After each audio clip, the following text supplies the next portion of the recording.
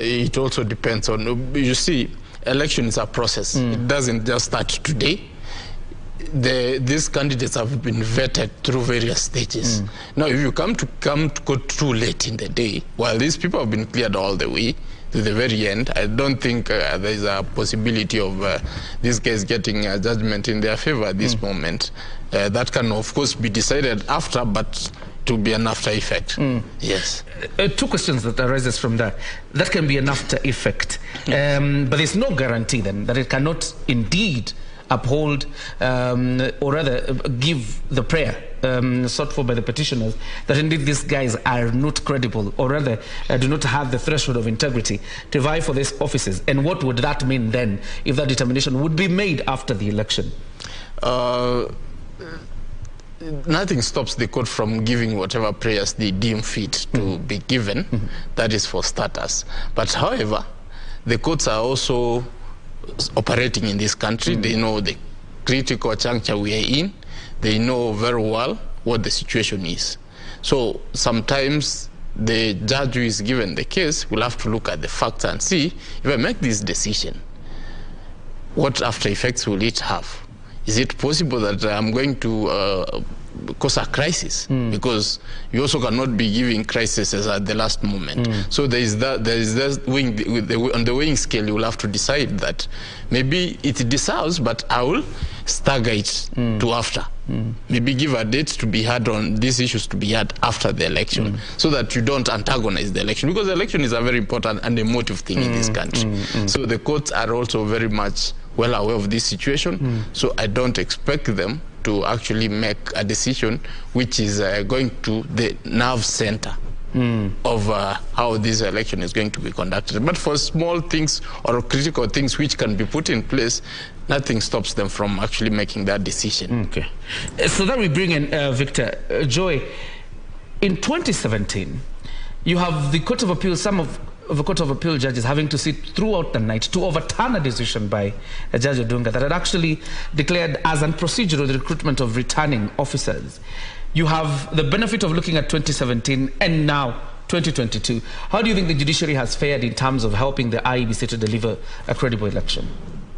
I think the judiciary has done pretty well, because the thing with election petitions or election disputes, all of them are time-bound. Unlike other cases where they have the luxury of listening to cases for as long as they need to, they can take their time. When it comes to election petitions or election disputes, there is a time component. And this time component is very strict. In most cases, there's no luxury of, we'll give you a judgment next week. You find that the judgments have to be written overnight and delivered the next morning. And so I think the judiciary has really tried, because if you look at the nomination process, the political parties generated a lot of disputes. They had their own, I think it was about 6-7 days to do their own disputes. Then it went to the IEBC Dispute Tribunal. Then the IEBC Dispute Tribunal, where they were not happy, people went to the High Court. So it's been quite a process. But for you to hear a matter to appeal and appeal to the High Court within the last 3 months, I think they've done really, really well. The decision by Chief Justice Martha Koome to expand the PPDT, the Political Parties Dispute Tribunal, and to decentralize it from Nairobi was a stroke of genius, because what it did is that now, rather than everybody having to scramble to Nairobi to have their cases heard and determined, they were able to have tribunals of equal standing sitting across the country and hearing their disputes. So in terms of rating the judiciary, how they've performed this time, I think they've done exemplary well. And I even foresee in future, because one of the things that we have done over the last 2 election cycles is refine the electoral dispute jurisprudence. So coming this dispute, it will be very clear. For you to prove your dispute, this is what you need to show us.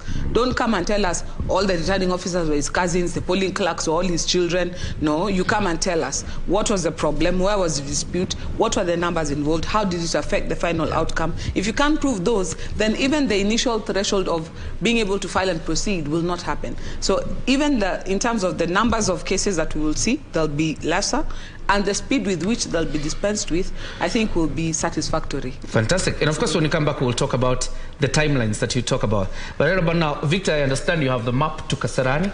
Oh, yes. It's a busy day here in the capital city. And we have got Munga. We have got our reporters already there in Kasarani and Nyayo National Stadium. But first of all, let's cross over to Kasarani and get the sight and sounds of what we should expect from there. Munga, if you can hear me, please just take us through the 1 and 2s of what we should expect from the Moi International Sports Center, Kasarani.